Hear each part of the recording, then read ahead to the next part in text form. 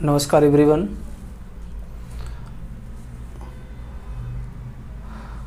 हमारे YouTube channel प्रतियोगिता garden के ऑनलाइन प्लेटफॉर्म पर आपका बहुत बहुत स्वागत है। गाइस, जिस विषय पर आज चर्चा होनी है बहुत ही यूजफुल, बहुत ही महत्वपूर्ण यह टॉपिक है, जिससे आप अपने जीवन में बहुत खुशियाँ बदलाव ला सकते हैं। सबसे महत्वपूर्ण जो विषय है कि आप पूरे सेमेस्टर में 6 माह या पूरे वर्ष में 1 साल तैयारी करते हैं और कभी कभी बहुत सारे परीक्षार्थियों के अंक जो है अच्छे नहीं आ पाते। तो अच्छे अंक ना आने के बहुत सारे कारण हो सकते हैं। आपकी लिखावट जो हैंड राइटिंग बहुत ही मायने रखती है। साथ ही साथ आप पेपर जो एग्ज़ाम में आते हैं, एकेडमिक एग्ज़ाम में जो आते हैं, या तो उसकी प्रकृति को आपने नहीं समझा या तो उसके स्वरूप को नहीं जान पाया, इसलिए भी कभी कभी इस तरह से गलतियां हो जाती हैं। आज हम आपको बताते हैं कि आपको आपके एकेडमिक एग्ज़ाम, खासकर आपके यूजी और पीजी, अंडर ग्रेजुएट जिसे स्नातक कहेंगे, पोस्ट ग्रेजुएट जिसे आप परास्नातक बोलेंगे, इसमें आप कैसे अच्छे अंक पा सकते हैं और साथ ही साथ आप लिखावट कैसी रखेंगे अपनी। पेपर के समय टाइम मैनेजमेंट बहुत मायने रखता है। टाइम मैनेजमेंट के साथ साथ आपकी लिखावट कैसी है ये भी बहुत मायने रखता है। अमूमन नई शिक्षा नीति जो NEP आई है, हर विश्वविद्यालय में, लगभग हर विश्वविद्यालय में जो डिस्क्रिप्टिव एग्ज़ाम होते हैं उसके स्वरूप लगभग बराबर हैं। चाहे आपके राज्य विश्वविद्यालय महाराजा सुहेलदेव राज्य विश्वविद्यालय आजमगढ़ हो, या पूर्वांचल विश्वविद्यालय जौनपुर हो, या राम मनोहर लोहिया विश्वविद्यालय अवध में हो, बहुत सारे यूनिवर्सिटियाँ जो भी एग्ज़ाम कंडक्ट कराती हैं UG PG का, वो सारे लगभग पैटर्न कुछ अंतर के साथ, बहुत सारे अंतर के साथ पेपर पैटर्न लगभग बराबर होते हैं। देखते हैं कि आप जो है एग्ज़ाम में कितना अच्छा परफॉर्मेंस करते हैं। तो ये वीडियो बहुत ही इम्पोर्टेंट है उनके लिए जो नए परीक्षार्थी एग्ज़ाम में फर्स्ट अटैम्प्ट बैठेंगे, या जो कई बार एग्ज़ाम में कई अटैम्प्ट बैठ चुके हैं, नंबर अच्छे नहीं पा रहे हैं, उनके लिए बहुत महत्वपूर्ण है। देखिए, नंबर पाने का सही तरीका क्या है। सबसे पहले आप पेपर की प्रकृति को समझेंगे कि पेपर की जो प्रकृति है कैसी है। तो सबसे पहले एकेडमिक एग्ज़ाम में आपको मिलते हैं 3 घंटे, है ना। 3 घंटे ही आपको समय मिलता है कि 3 घंटे में आपको अच्छे से अच्छे परफॉर्मेंस करने हैं। अब रही बात 3 घंटे में जो पेपर का पैटर्न है, सब कुछ आपको टच करना है। कभी कभी ना समझ के पेपर में जो क्वेश्चन पूछे जाते हैं, कितना लिखना है कितना नहीं लिखना है, साथ ही साथ गलत जगह आप एनर्जी लॉस कर देते हैं अपनी। तो ये जानना ज़रूरी होता है कि क्वेश्चन की प्रकृति कैसी है ना। तो देखते हैं। देखिए, सबसे पहले एग्ज़ाम में UG का एग्ज़ाम हो या PG का एग्ज़ाम हो, सबसे पहले जो प्रश्न होते हैं, पेपर का जो पैटर्न होता है वो 3 खंडों में होता है। ये आप भी जानते हैं। आप बहुत सारी बातें जानते हैं, लेकिन आप कहीं ना कहीं गलती कर देते हैं, इसलिए नंबर नहीं पाते हैं अच्छे। तो खंड अ और खंड ब और खंड स, 3 पैटर्न हैं और तीनों के अलग अलग मार्क्स हैं, अलग अलग शब्द हैं, कितना शब्द सीमा है, कितना लिखना है ना। जो खंड अ आता है, जिसे आप अति लघुत्तरी कहते हैं, है ना। अति लघुत्तरी छोटे प्रश्न हैं ये। मज़ेदार बात देखिए कि सभी प्रश्न इसमें के अनिवार्य होते हैं। ये आप तो को पता ही होगा, सभी प्रश्न जो खंड अ के सभी प्रश्न अनिवार्य होते हैं। ये आप पढ़ते भी हैं, जानते भी हैं। खंड अ के सभी प्रश्न अनिवार्य होते हैं।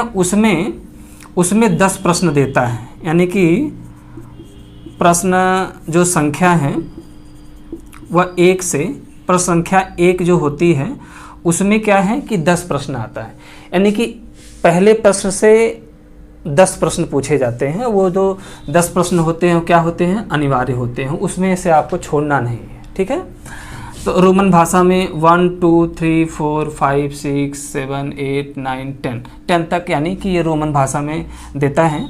अब कह रहा है सबसे जो जानकारी की बात है, अक्सर हम लोग मूल्यांकन करने जाते हैं, रिवोल्यूशन करने जाते हैं, तो बहुत सारी कमियां मिलती हैं। और मैंने बहुत सोच समझ के वीडियो बनाया है कि मूल्यांकन के समय जब आपकी कॉपी मिलती है तो लगभग 50% बच्चों को ये पता नहीं होता है कि वो शब्द सीमा पे ध्यान ही नहीं देते कि उनको कितना प्रश्न को कितने दूर तक ले जाना है, या प्रश्न की प्रकृति को समझते नहीं, लिखते जाते हैं, यानी गलत जगह एनर्जी ले जाते हैं।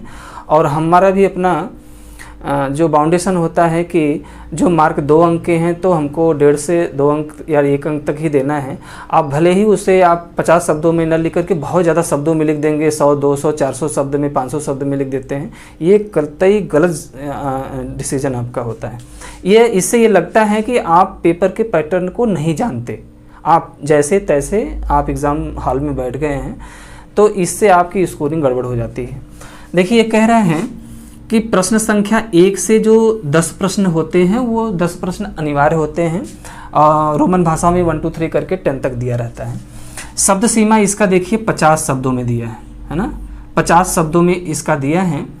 और जो 10 प्रश्न हैं, एक प्रश्न जो है 2 अंक का होता है, यानी कि 10 प्रश्न हो गया तो 10 दूनी 20 अंक का हो गया। अब सबसे महत्वपूर्ण जो इम्पोर्टेंट है और वीडियो बनाने का जो मुख्य कारण है वो यही है, इसी बात पर फोकस करना है कि जो 50 शब्द हैं, आपको जो 10 प्रश्न आप लिख रहे हैं, है ना, पहले प्रश्न का, यानी पहले प्रश्न में जो 10 प्रश्न लिख रहे हैं उसको आपको 50 शब्द में ही लिखना है।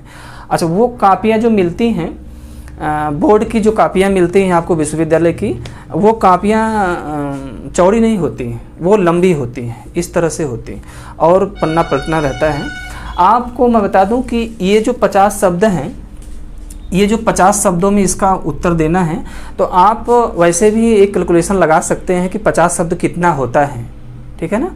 आप एक कोई जैसे इतिहास विषय पर ही अगर ले लेंगे तो 50 शब्दों के प्रश्नों में केवल चाणक्य के बारे में दे दिया, कौटिल्य के बारे में दे दिया, केवल लिख दिया चाणक्य के विषय में आपको केवल 50 शब्दों में लिखना है ना, केवल 50 शब्दों में लिखना है। तो 50 शब्दों का मतलब ये हो गया कि 3 से 4 लाइन या 2 लाइन, आप एक कैलकुलेशन बना सकते हैं। 3 लाइन, 4 लाइन, है ना, 2 लाइन, ये सारगर्भित उत्तर आपको देना है ना। तो आप चाणक्य के विषय में अगर 50 शब्दों में पूछा है तो आप 50 शब्द में ही लिखिए, ये तो आपको बहुत ज़रूरी है जानना। तो 50 शब्दों में आप उत्तर देंगे, यानी खंड अ का जो प्रश्न अनिवार्य है 10, उसका उत्तर आपको 50 शब्दों में ही देना है, ठीक है ना। अब देखिए कि आप 10 क्वेश्चन किए हैं और 2 अंक इसका है, तो अब आपकी लिखावट पर डिपेंड करता है कि आपकी लिखावट कैसी है। तो कभी कभी 1 ही अंक मिलता है, बहुत पुअर रहता है, कापियाँ पढ़ने को नहीं मिल पाती हैं, तो 1 अंक भी मिल सकता है, 1.5 अंक भी मिलता है। कभी कभी बहुत सारे अच्छे स्टूडेंट हमारे हैं, बहुत अच्छी राइटिंग है, सब कुछ बहुत अच्छा लिखते हैं, उनको 2 अंक भी मिलता है, तो उनकी स्कोरिंग अच्छी होती है। अब हमको 2 ही अंक देना है, ठीक है ना। अब 2 अंक देना है तो यदि आप 50 शब्द को 200 शब्दों में ले जाएंगे या दीर्घ में लेके चले गए 500 शब्दों में, तो कोई मतलब इसमें आप गलत जगह एनर्जी लगा रहे हैं, अपना टाइम वेस्ट कर रहे हैं। तो ये जानना जरूरी है। खंड आ का जो 10 प्रश्न अनिवार्य है, वह 10 प्रश्न, एक प्रश्न केवल 50 शब्दों में लिखेंगे, यानी 3 से 4 लाइन लिखेंगे, ठीक है ना। ये बातें आपको समझ में आ गई होगी। चलिए आते हैं खंड ब की तरफ आते हैं। खंड ब की तरफ आते हैं।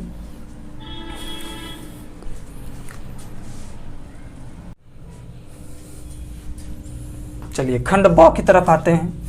खंड ब का जो प्रश्न है वो लघु उत्तरी कहलाता है। ये तो आपके पेपर में भी लिखा होता है, लघु उत्तरी कहलाता है। सारे डायरेक्शन जितने भी लिखा हूँ मैंने, ये सारे डायरेक्शन एग्ज़ाम के समय आपके पेपर में होते हैं, है ना। ये पेपर का प्रोटोकॉल है ना। आप जो गलत दिशा में लिखता है उसे लगता है कि उसको पेपर का पैटर्न पता ही नहीं है। तो ये तो आपने इसको समझ लिया। खंड अ तो आप समझ ही गए कि जो अनिवार्य प्रश्न है, एक प्रश्न का उत्तर जो आप दे रहे हैं 50 शब्द में ही देंगे। चलिए आते हैं खंड ब में, लघुत्तरी में आते हैं। तो लघुत्तरी यानी कि जो लघुत्तरी प्रश्न है वह प्रश्न संख्या 2 से लेकर के 9 तक है। देखिए विश्वविद्यालय में, अलग अलग विश्वविद्यालय में ये 10 भी हो सकता है, संख्या प्रश्न की संख्या में हेरफेर भी हो सकता है, लेकिन ज़्यादा से ज़्यादा विश्वविद्यालय में यही होता है। जो लघुत्तरी प्रश्न है वो प्रश्न संख्या 2 से 9 तक होते हैं, ठीक है ना। अब 2 से 9 तक होते हैं, यानी कुल जो प्रश्नों की संख्या है वो 8 है। यानी कि लघुत्तरी में पूछे गए प्रश्नों की संख्या कितनी है? 8। अब 8 में से आपको 5 ही प्रश्न करने हैं, है ना। 5 ही प्रश्न आप अपने चॉइस का, अपने अनुसार जो आ रहा है वो करेंगे, यानी 5 ही प्रश्न करना। ये भी जानना बहुत ज़रूरी होता है, ठीक है, ये भी जानना बहुत ज़रूरी होता है। इसके साथ जो है यह जो 5 प्रश्न आपको करने हैं, तो 8 प्रश्न पूछे जाते हैं, 8 में से आप अपने पसंद के जो आपको आ रहा है 5 प्रश्न करेंगे, ठीक है। चलिए अगला आता है। अब आता है, फिर वही बात आती है कि 5 प्रश्न जो कर रहे हैं तो एक प्रश्न को आप 200 शब्दों में लिखेंगे। बहुत ज़्यादा इसी पे फोकस किया गया है। सबसे इम्पोर्टेंट विषय यही है आपको समझाने का, है ना, कि जो 2 प्रश्न संख्या 2 से लेकर 9 तक दिया है, यानी 8 प्रश्न जो दिया है उसमें से 5 ही करना है। एक प्रश्न 200 शब्दों में करना है। तो 200 शब्दों का मतलब ये है कि यदि आपको लंबी कापी मिलती है, आप अमूमन इस तरह से एक आइडिया लगा सकते हैं या कैलकुलेशन कर सकते हैं। कापियों की इस तरह खोलते हैं, चौड़ी भी होती है और लंबी भी होती है। तो हम ये मान सकते हैं कि जैसे प्रश्न दिया है और 200 शब्दों में करना है, तो अमूमन एक जो फ्रंट पेज होता है उस पर लगभग ये मान लिया जाता है कि 100 शब्द आते होंगे, है ना। 100 से ऊपर भी हो सकते हैं, 100 शब्द आते हैं। तो एक फ्रंट पेज में जैसे ये मान लीजिए आप,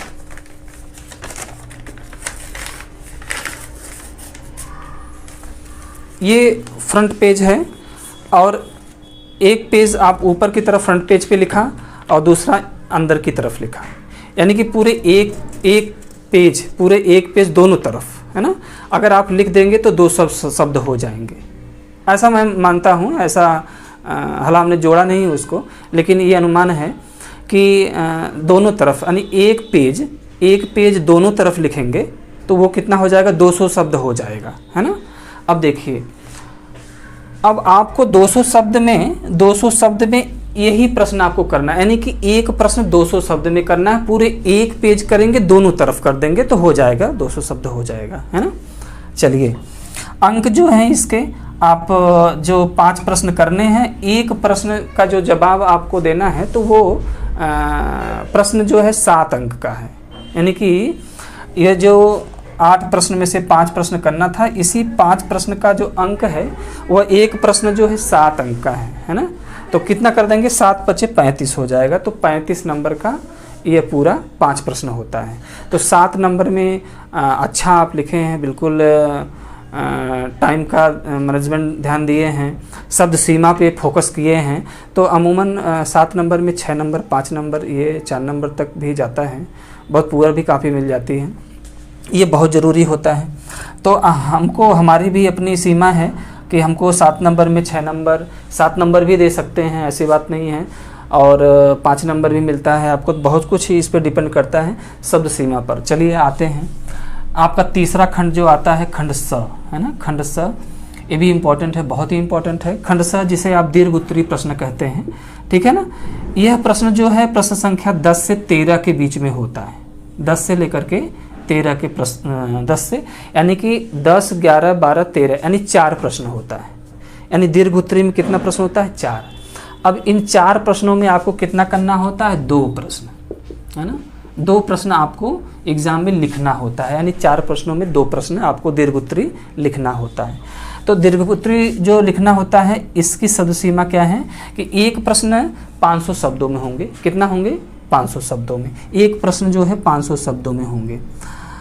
और अंक, हाँ, 500 शब्दों में जो प्रश्न होंगे, तो अब आप एक आइडिया लगाइए कि 500 शब्द कितना होगा। तो हमने आपको बताया था कि 200 शब्द यदि एक पेज पे दोनों तरफ लिखेंगे तो लगभग 200 पेज हो जाए 200 शब्द हो जाएंगे, ठीक है ना। एक हो गया तो 200 शब्द ये हो गया। दूसरा पेज निकालेंगे तो दूसरे पेज में भी दोनों तरफ लिखेंगे तो 400 शब्द हो गया, है ना। और 400 शब्द जब ये हो गया तो एक यानी कि तीसरे पेज पे एक तरफ लिख देंगे, है ना। तीसरे पेज पे एक तरफ लिख देंगे फ्रंट पेज पे उसके, तो वो कितना हो जाएगा 500 शब्द हो जाएगा।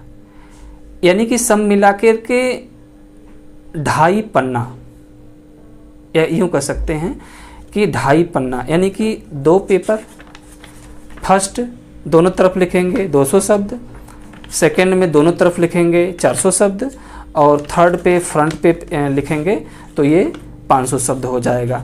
ये 500 का 5.5 भी हो सकता है, अगर अच्छा परफॉर्मेंस करेंगे तो 5.5 भी हो सकता है, लेकिन बहुत ज़्यादा नहीं हो सकता, है ना। 4.5 भी हो सकता है, बहुत ज़्यादा नहीं हो सकता, है ना। तो ये आपके लिखावट के ऊपर डिपेंड करती है और शब्द सीमा पर डिपेंड करती है। ये बहुत ही ज़रूरी होता है कि आपको 500 शब्दों की शब्द सीमा पता ही नहीं होता है कि 50 शब्द कितने होते हैं, 200 शब्द कितने होते हैं, 500 शब्द कितने हैं, तो लिखते जाइए लिखते जाइए लिखते जाइए, कोई मतलब नहीं। आप सारगर्भिक उत्तर दीजिए, बढ़िया थाट लिखिए, उसका विचारधारा लिखिए। ये चीज़ें 2 प्रश्न करना है और आपको मिलना है एक प्रश्न पर 2 अंक, यानी 10 दूनी 20, यानी कि 2 दाह में 20, यानी 2 प्रश्न करेंगे तो एक प्रश्न का जो अंक है वो 10 अंक है। तो 10 अंक में बहुत अच्छा अगर आप लिखे हैं, और कभी कभी बहुत सारी ऐसी कापियाँ मिल जाती हैं, दिल खुश हो जाता है, तो 10 भी दे देंगे आपको 9 भी दे सकते हैं, 8 भी दे सकते हैं, 7 भी दे सकते हैं। ये आपके लिखावट के ऊपर डिपेंड करता है कि आपने सारे नियमों को पालन किया है कि नहीं किया। चलिए, अब यह तो जो फोकस था, मेन फोकस था प्रश्न, और प्रश्न के साथ प्रश्नों के शब्द के उत्तर, यानी कि कितने शब्दों में उत्तर देंगे। ये तो महत्वपूर्ण विषय था जिस पर चर्चा किया मैंने। अब आता है जो सबसे महत्वपूर्ण विषयों में एक विषय ये भी है कि हेडिंग आप कैसे डालते हैं। हेडिंग बहुत सारे परीक्षार्थी, लगभग 20% परीक्षार्थी ऐसे मिलेंगे जो हेडिंग ही नहीं डालते, है ना। हेडिंग नहीं डालते, ऐसे तैसे लिखते जाते हैं। तो ये बहुत ज़रूरी होता है कि आप खंड अ से कर रहे हैं तो खंड अ लिख दीजिए, अति लघुत्तरी प्रश्नोत्तर भी लिख दीजिए, ठीक है ना। प्रश्न संख्या 1 का 1, है ना, स्पष्ट स्केच से, है ना, स्केच से स्पष्ट रोमन भाषा में 1 लिखिए। उस प्रश्न को भी लिख देंगे तो और होगा। जैसे आप लिख दीजिए चाणक्य, है ना, चाणक्य के विषय में आप लिख रहे हैं तो चाणक्य आप लिख दिया आपने, और उसके विषय में आप 50 शब्दों में उत्तर दे दिए, ठीक है ना। दूसरा प्रश्न मिल गया, है ना, दूसरा प्रश्न मिल गया जैसे स्मारक, है ना, तो स्मारक के विषय में लिख रहे हैं तो स्मारक 50 शब्दों में आप लिख दीजिए। हेडिंग ऐसा डालिए जो एग्जामिनर को दिखाई दे। 1 2 3 करके स्केच से मोटे अक्षर में लिखेंगे तो स्पष्ट दिखाई देगा, इसीलिए स्केच का प्रयोग किया जाता है, बहुत ज़रूरी होता है। कभी कभी आप पेन से ही पतला सा लिख देते हैं, दिखाई नहीं देता, है ना, इससे भी स्कोरिंग आपकी गड़बड़ हो जाती है। तो ये बहुत ज़रूरी होता है। खंड ब का प्रश्न कर रहे हैं तो आप खंड ब लिख दीजिए, आप लघु उत्तरी प्रश्नोत्तर लिख दीजिए। उसके बाद प्रश्न संख्या 2, है ना, प्रश्न संख्या 2 में क्या पूछा है, मान लीजिए प्रश्न संख्या 2 में पूछा है चोलकालीन संस्कृति, है ना। तो जैसे पूछ दिया कि चोलकालीन संस्कृति पर निबंध लिखिए या वर्णन कीजिए, है ना, या विस्तृत उत्तरी या विस्तृत व्याख्या कीजिए, है ना, इस तरह से प्रश्न दे देता है। तो आप जब चोलकालीन संस्कृत के विषय में लिख रहे हैं तो मोटे स्केच से लिख दीजिए चोलकालीन संस्कृत, लिख करके नीचे अंडरलाइन कर दीजिए या इसके डैश करके आप लिखना शुरू कर दीजिए, ठीक है ना। तो एग्जामिनर को स्पष्ट दिखाई देगा कि दूसरा प्रश्न पढ़ा है, यानी दूसरा नंबर डाला है। तो नंबर तो डालना इतना आवश्यक होता है, आप नंबर नहीं डालते और सीधे सीधे प्रश्न लिख देते हैं। कभी कभी खोजना पड़ता है पेपर में कि क्वेश्चन कहाँ से प्रश्न लिख दिया, कैसा प्रश्न है, किस नंबर पर है, तो स्कोरिंग में भी दिक्कत होती है। तो आपको स्पष्ट इस तरह से ये लिखना बहुत ज़रूरी होता है।